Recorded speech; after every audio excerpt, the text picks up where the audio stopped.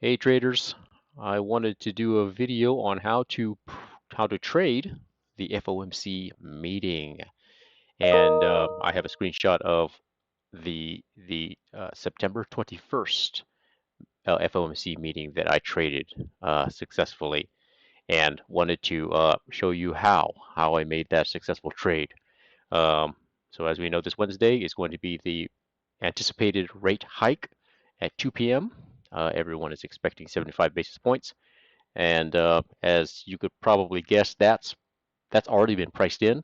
So that is not going to move the markets. I think what is going to move the markets will be the 2:30 press conference with Jay Powell.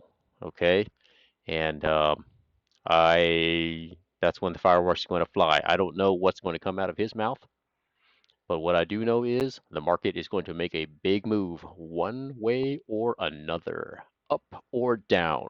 Okay, one of them is going to win. It is not going to go sideways. That much I can say with 100% certainty. Okay, so let's get into it. Okay, to get your bearings on the left side of your screen is a screenshot of SQQQ. Okay, just think of S as in short or put. Okay, on the right side is TQQQ.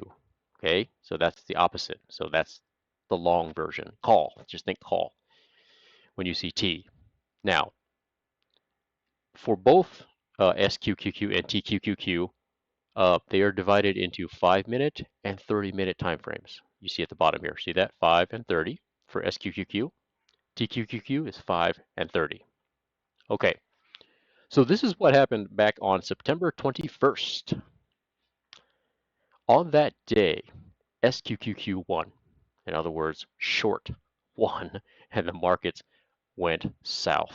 Okay. Now, it was amazingly, not amazingly, it's rather simple, actually, where once again, my favorite 5-minute chart, right? You got the 5-minute chart here on the SQQQ, and you got the 5-minute chart on the TQQQ. Ultimately, whoever wins out shows you bullish divergence on the RSI. Let's look right here down here. SQQQ1. There was a hint that SQQQ was going to win because out of the gate, it shot up first. Okay? And so naturally, TQQQ is going to respond, and then SQQQ goes down. So this is a lower low than its starting point, right? Right? We can all agree to that. However, RSI on the 5-minute chart shows you a higher low. That's bullish. Okay? SQQQ won that day because it has a higher low on the RSI 5-minute chart. Let's look at the TQQQ. TQQQ shot down first. It went down, right? Boom. So naturally, it's going to respond. It has to. However, look at TQQQ. Like, oh, look, TQQQ is making a higher high. Turns out that's a head fake because the RSI made a lower high. All right. so, so in this scenario, as it plays out, you have to let it play out. And how long are you talking about?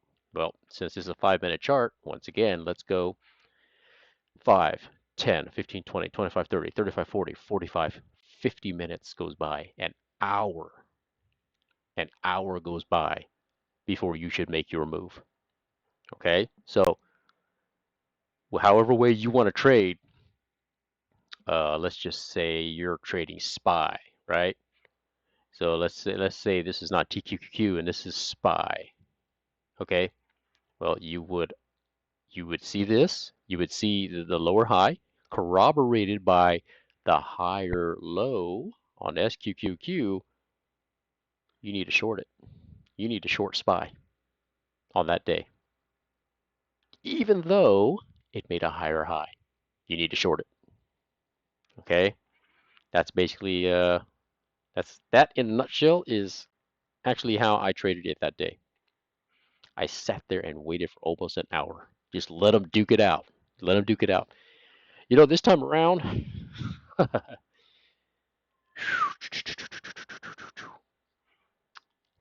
you know, I plan to have the exact same. I really don't trade SQQQ anymore. I trade pretty much exclusively TQQQ.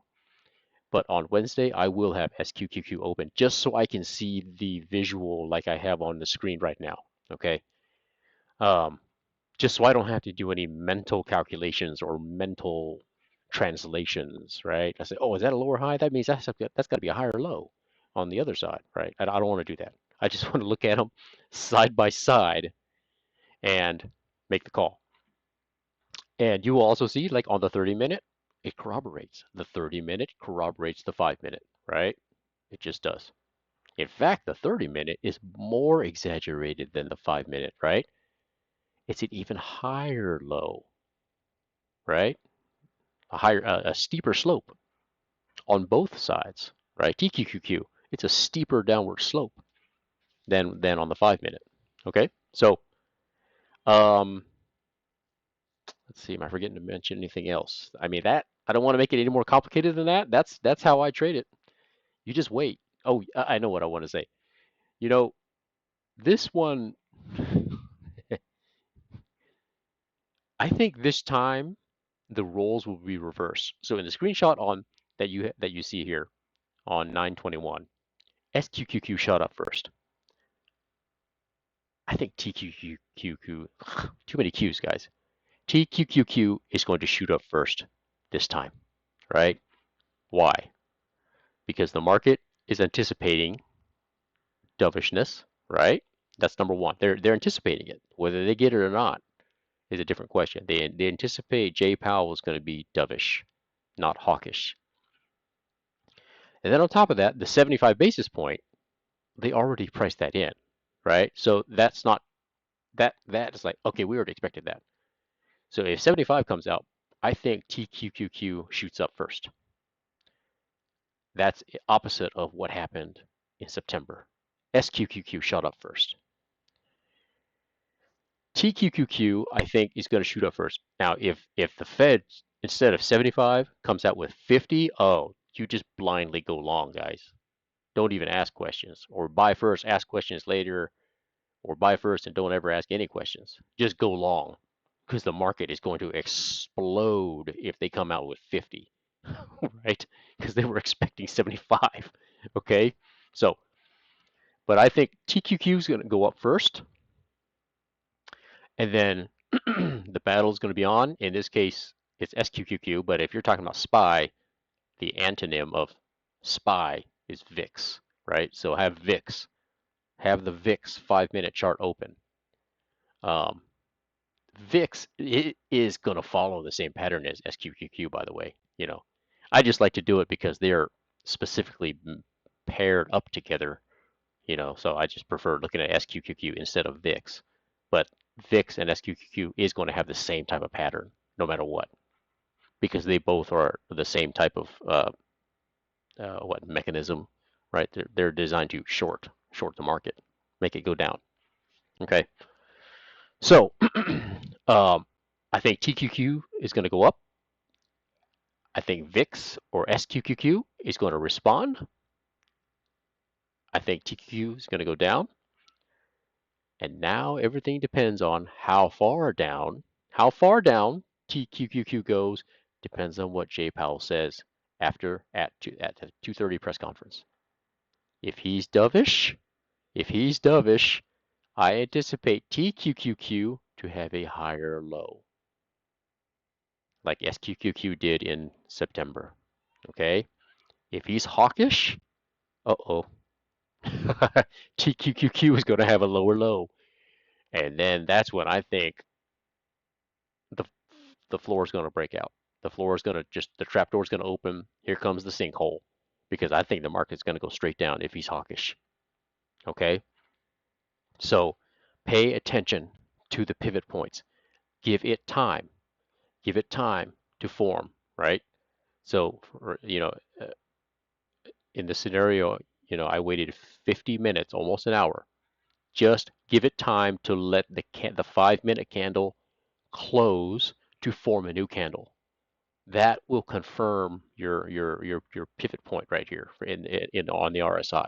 Okay, don't you just gotta wait, right? I mean, just wait because back in September, had you been patient let's say your plan was to short SPY, short TQQQ, short QQQ, whatever, short Apple, short whoever, Google, after 50 minutes, and then this candle finally closes,